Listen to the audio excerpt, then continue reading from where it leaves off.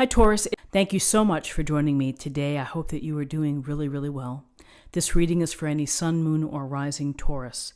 We will look at the cards. We'll get a sense of the awareness for the week, guidance and possible outcomes. I will also choose a couple of oracle cards for additional information. So let's just go ahead and get started. Okay, let's see if I can get these squared up. They're very light cards, so they don't stay put. Okay. So we have the Five of Swords, we have the Star Major Arcana, and we have the High Priest Major Arcana. So the Five of Swords, we see the gentleman here holding two swords, and we see the two cloaked figures walking away in the distance. And they're kind of going in opposite directions. Beyond that, we do see this beautiful orange sky.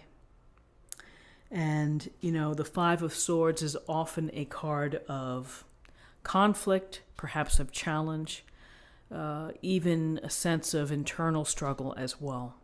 We may be internally conflicted. We may be having our own little battle with ourselves. And so when we see the Five of Swords, it can suggest maybe there's been an exchange with someone else that has been draining, that has been frustrating, and that you're thinking to yourself, this isn't worth it to me. I'm going to be like these folks. I'm going to lay down my swords and walk away. For some of you, it may be that this is a really critical issue to me, and I'm going to stand my ground, and I'm going to do whatever I need to do to come out on top and to protect my position and my beliefs and my thoughts. So, historically, that's what we think of when we look at the Five of Swords. But, there's always, in my mind, an element of personal struggle or internal conflict where we're battling with ourselves. And many, many things are going through our mind, perhaps, and we can't quite get to a safer, more peaceful place. So for some of you, that may resonate, an idea of, your own internal power struggle. For others, you may be really mixing it up with someone else where there's ego involved. And again, it always goes down to the decision that you want to make. Is it worth it to you to come out on top? Or is this a battle where you're thinking to yourself, it's not worth it to torch this friendship or this relationship, whatever it may be. And I can afford to walk away emotionally.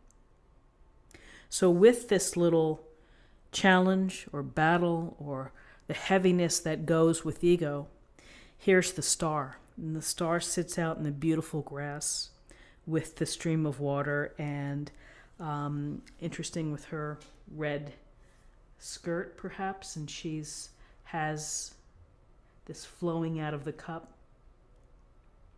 We do see the star in the sky. So the star is about, it's really about hope. It's about optimism. When we allow ourselves to be guided by the divine source, by the universe, by Supreme Being, however you want to see it, we can allow and let some of our worries go. And when we can mentally do that, then we can make room for optimism. Then we can make room for believing that whatever suffering, whatever upset, whatever we've had to go through, that we're going to be okay at the end of everything. It's all going to work out. Because I have my faith in the universe. I put my inspiration into the stars. I'm looking to the stars for guidance. And I'm going to allow this situation to flow and to allow myself to heal. And so with this card, we get a sense of trying to find some peace and trying to, again, recalibrate maybe after upsetting events or after something has taken a toll. The star brings you back to having faith in your own purpose in your own life and allowing the divinely guided to lead. And through that, it's guiding you to happiness and to a wonderful future. But it's a matter of having faith, and it's a matter of having that belief system of optimism. And sometimes it takes a while to get there. Other times, it's you feel it very strongly. And so with this star, it's a matter of allowing yourself to heal, to take care of yourself, to put your needs first and central, your body, your heart, your mind, soul, everything, to try to get to I would say a more serene feeling. And it comes from a feeling of that you are able to heal. So with this sense of healing, here's the high priest. And so the high priest would be the Hierophant in a traditional Rider-Waite deck. And the high priest here stands behind the tree or the bushes here. He has the pillars behind. This is we see a wise man here. And with a high priest, we often look to someone who is wise, who is older, who is perhaps acclaimed within their group. We may look to them for advice. We may look to them for guidance in a traditional sense, in a conventional sense, for whatever group that you feel that you align with. For some, it can be religious groups. Others, maybe it's more educational institutions, political, parties, whatever it may be. It's the high priest is kind of setting the tone and the doctrine and the dogma for the group of people, for the collective, for the ideas that everyone kind of follows, and this is the traditions that group follows.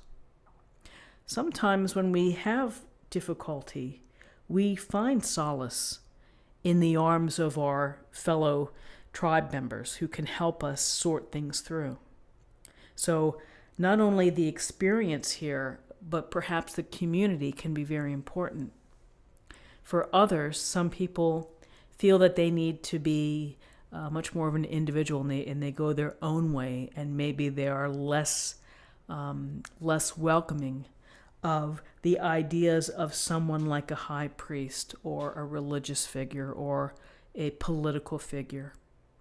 So that you chart your own course, and you think of your individual needs perhaps first.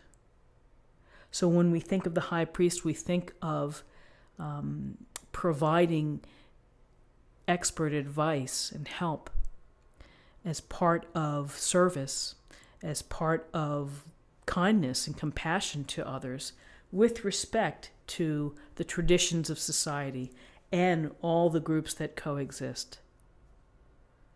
And I think that within the context of this reading, when we see the star and when we see the high priest, we get a sense here of healing, and not only healing for yourself and putting faith in the stars, but also allowing the assist of people who want, generally speaking, the best for people, to give them the structure in order to heal.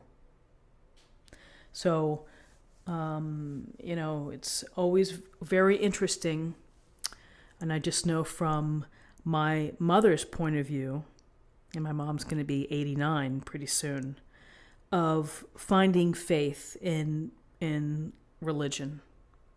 And when the tough things have happened, when, the loss of a child, of having that undying faith that allows you to carry on and allows you to find purpose again. It's the infrastructure to help you cope. That's what I tend to think. It's a way for us to find some meaning through whatever happens in our life.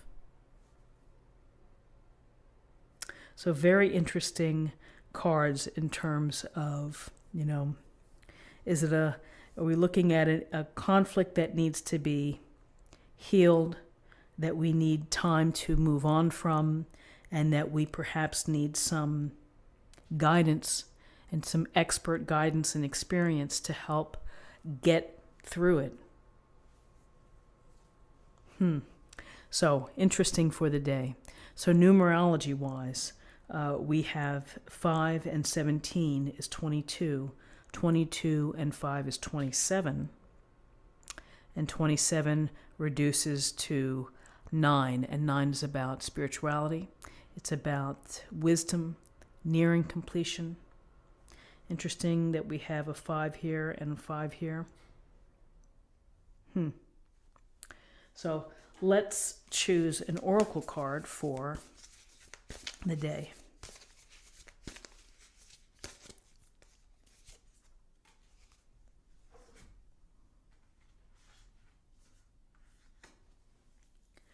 Divine timing. The divine brings things in the timing that we need. Nothing comes before we're prepared, nor leaves too early. May I always trust your perfect and holy timing, dear Lord. So again, the divine timing that the universe, that divine source sets out, is really, I think, situated within the star. So this is what I have for you for the day. I hope that you found something helpful here with this reading. And if you did, please subscribe if you haven't subscribed already. Like this video, share this video, comment below, and have a good one. And I'll see you tomorrow. Take care.